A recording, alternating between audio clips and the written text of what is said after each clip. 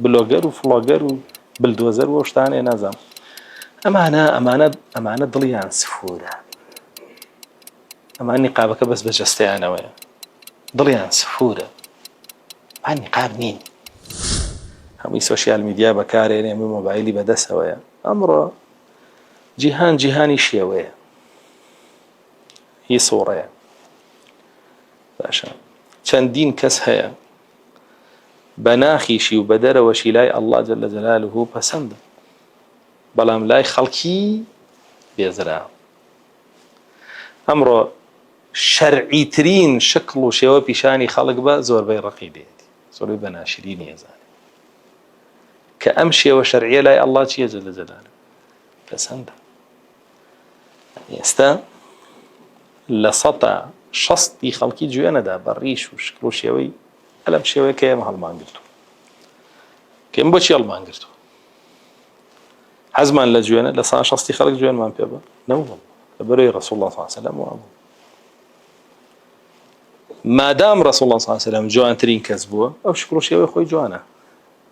لە ڕووی عورفیشەوە و لە ڕووی فیترەتیشەوە ڕیش لە فیترەتە لە فەرموودەکانە هاتووە ئیعفاء اللحیە لە فیترەتە و لولا شوا شکل و شێوەیەکی شەرعیە و الله جل جلاله بەلایەوە جوان و بەلایەوە پەسەندە بڕۆ خەڵک گوێن بەوایە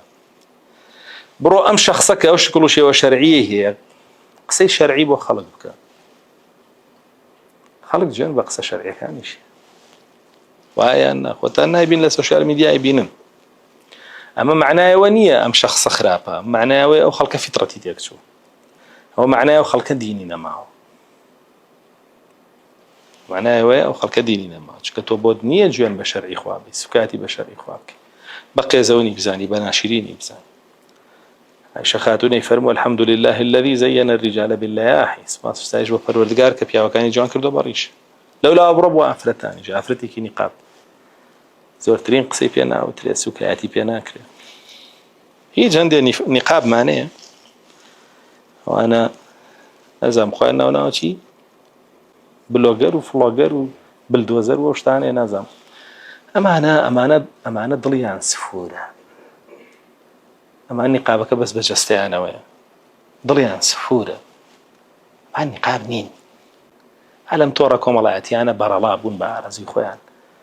هەڵەسن و دانیشتن و خۆیان بایان و خۆیان عەرزەکەن بە چەندین شێوە ئەنجا لەولاوە چات و چاتکاری لەگەڵ کوڕی خەڵک و لەگەڵ نامەحرەم و ئەو بابەتانە ئەمانە دڵیان سفورە نیقاب نین باسی کام نیقابانە ئاکەین ئەوانەی کە بۆ الله جل جلاله پۆشی بیان بڕۆوانیش مەرغوب نین لەبەرەوەی هەتا بتوان خۆیان سەترەکەن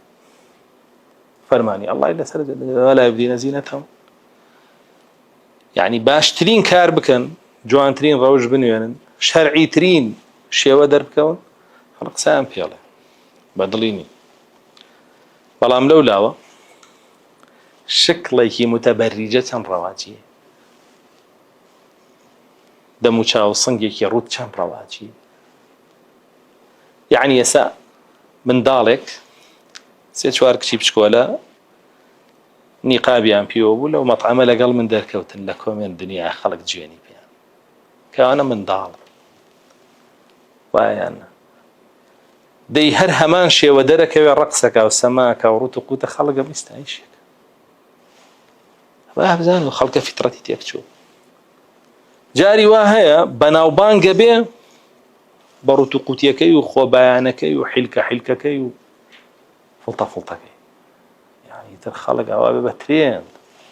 هەمووی معجیبیە بێشێت و شەیدایە بێ ئەی بەرهەمەکەی چییە بەرهەمەکەی چییە لە ڕووی دینەوە خۆی زەرەرە لە ڕووی دینەوە وایە ئەی بەرهەمەکەی چییە لە ڕووی دنیاوە ینی ئەم میلەتە بەوە چی لێ پێشەکەوێت چی لێ نازانین چی لە بۆ خەڵک ئەمڕۆ دنیای سوڕەیە باشە میلەتەکەش لەبەر ئەوەی زۆربەی سەیری هەڵقەی کردووە بۆ معلوماتتان ئەگەر بێت و تۆ شکڵ و شێوەی ئەو ئەکتەرەت هەبێ کە زۆربەی ئافرەتان معجبین دەرکەوی یەکسەر واجهەیت و یەکسەر ناوبانگ هەیە بۆ حازر کراوە معەلەب بۆ دانراوە عين شد أفرتك جرش كل شيء يكتر أفرتك إيه بك بيوان معجبين يكسر أبيش عين شد ناو بانك بوي كراوة بمعلبي وبوي حازر كراوة ولا كومنت بوي أهواه لك أديك أيما بقرينه وروشتي رسول الله صلى الله عليه وسلم قرينه وشكر وشيء رسول الله صلى الله عليه وسلم قرينه وجلو برجي رسول الله صلى الله عليه وسلم قرينه وهيك شكاني وهي جنكاني والله أمره خلق أو أداباني نما جاء خوش بختي بو أوي لم رؤيا أو الصورة أو شكل وشيء بشرعية هلينا خلت يعني وبيبا ودس أقرب بشكل وشيء صورة شرعية كو بۆ خۆشیەوەی پێخۆشە بۆ خەڵکی جۆی پێخۆشە بۆ خۆشیەوەی پێجوانە بۆ خەڵکی جۆی پێجوانە لە نێرو لە مێش